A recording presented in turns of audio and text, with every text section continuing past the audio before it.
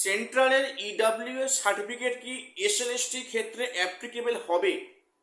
কোনো সমস্যায় পড়তে হবে? এবং ওয়েটিং লিস্ট থেকে একাদশ দ্বাদশে কত অবধি নামতে পারে, এই প্রশ্নটা অনেকেই করেছো। আমি আজকের এই ভিডিওতে তোমাদের করা কিছু প্রশ্নের উত্তর নিয়ে হাজির হয়েছি। তোমাদের এসএলএসটি বা গ্রুপ সি গ্রুপ ডি সংক্রান্ত কোনো কোয়েরি থাকলে তোমরা অবশ্যই কমেন্ট বক্সে কমেন্টস করো। আমি এবার থেকে প্রতিদিন সন্ধ্যে 7টার সময় আমি তোমাদের সমস্ত প্রশ্নের উত্তর আমি আমার সাধ্যমতো দেওয়ার চেষ্টা করব। তো আজকে আমি কয়েকটি প্রশ্ন নিয়ে হাজির হয়েছি, তোমাদের করা প্রশ্ন। তার মধ্যে প্রথম একজন কোশ্চেন করেছেন, সেই সেই দাদাভাইয়ের বক্তব্য যে নেক্সট থার্ড এসএলএসটি এবং আপার প্রাইমারি এবং পিএসসি অ্যাসিস্ট্যান্ট মাস্টার্স এর বিজ্ঞপ্তি কবে নাগাদ আসবে বা এক্সামটা কবে নাগাদ হবে।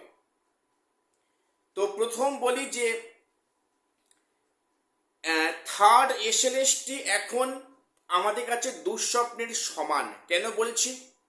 কারণ অনগোয়িং প্রসেস নিয়ে যেভাবে আমরা আগাচ্ছি বা সরকার যে প্রক্রিয়াতে আগাচ্ছে, একের পর এক আইনি পেঁচে আটকে যাচ্ছে, সেখান থেকে না বেরিয়ে তাকে স্কিপ করে থার্ড এসএলএসটি, এটা মনে হয় যেন ভাবাটাও একটা অন্যায়। অন্তত আমার কাছে এটা মনে হচ্ছে। যতদিন না সেকেন্ড এসএলএসটির সমস্ত নিয়োগ প্রক্রিয়া সম্পূর্ণ হচ্ছে, তারপরে কিন্তু থার্ড এসএলএসটি বিজ্ঞপ্তি বা ফর্ম ফিল আপ, তারপরে এক্সাম, তারপরে নিয়োগ। কাজে এখন আপাতত থার্ড এসএলএসটি কোনো সম্ভাবনা অন্তত আমি দেখছি না, আমার মনে হচ্ছে না। পরিষ্কার তোমাদের বলে দিলাম। এইবারে আপার নিয়ে বলছো, দেখো আমরা ভোটের আগে থেকে শুনে আসছি যে আপার নাকি সব ভ্যাকান্সি পুরো রেডি হয়ে আছে, কমিশন নাকি একদম হাত পা ধুয়ে বসে আছে, শুধু জাস্ট বিজ্ঞপ্তি প্রকাশ করবে আর পরীক্ষা নেবে। বিষয়টা কত সহজ। তারপরে ভোট প্রক্রিয়া পড়লো, তারপরেই 3.5 মাস 4 মাস প্রায় অতিক্রান্ত। তো সেখানে কি হলো? আপার নিয়ে এখনো ধোঁয়াশা।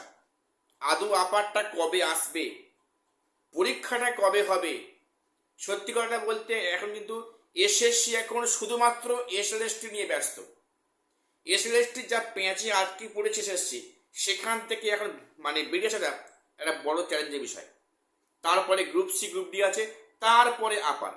দেখো এই প্রসঙ্গে বলে রাখি, হয়তো নতুন সরকার চমক দেওয়ার জন্য আগামী দুর্গাপূজার আগে হয়তো একটা আপারে বিজ্ঞপ্তি আসতে পারে, সম্ভাবনা কিন্তু একটা আছে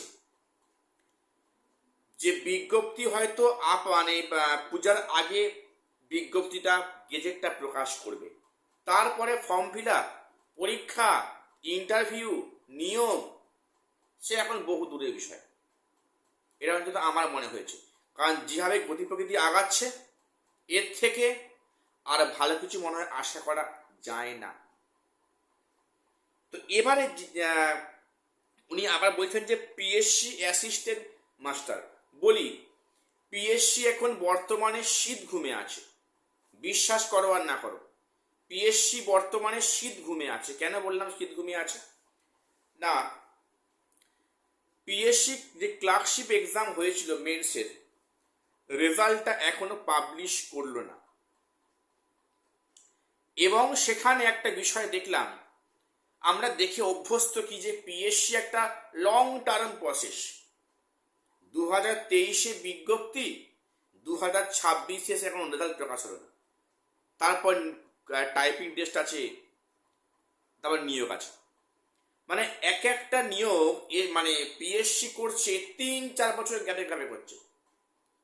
তাহলে অ্যাসিস্ট্যান্ট মাস্টার যদি বিজ্ঞপ্তি হয়, প্রকাশ করে, কবে বিজ্ঞপ্তি দেবে, কবে পরীক্ষা নেবে, কবে ইন্টারভিউ নেবে, কবে নিয়োগ করবে, ততদিনে অনেকে কিন্তু এজ লিমিট ক্রস করে যাবে।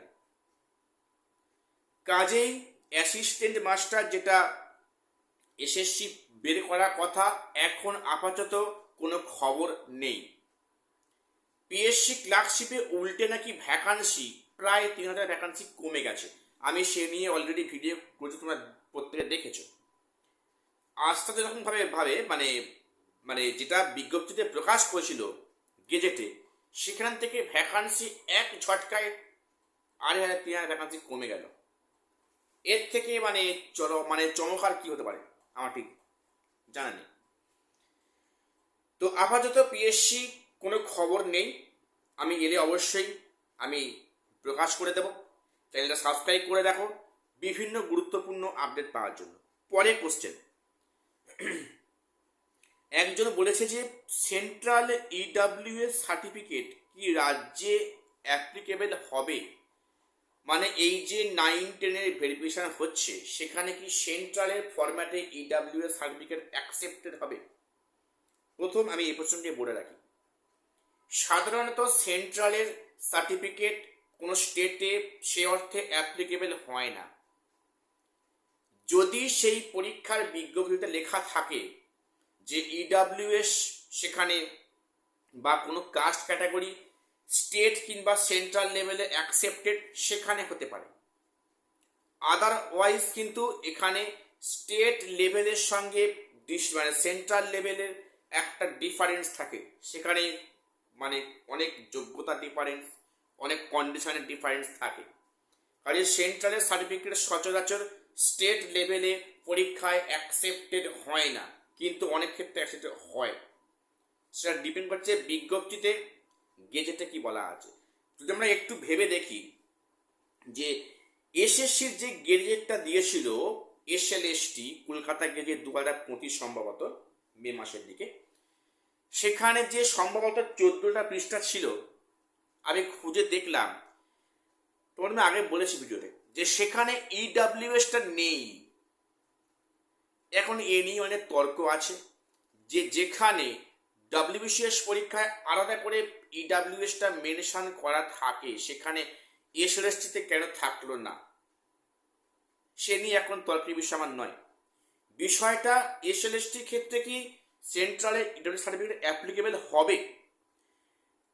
আমি তোমাদের স্ক্রিনে দেখাচ্ছি, দেখো একটু, যেখানে একটা জায়গাতে পরিষ্কার বলা আছে, এনবি দিয়ে বলা আছে যে for consideration of application in SC ST OBC PH categories certificates issued by the competent authority of only the government of West Bengal, only the government of West Bengal, not central।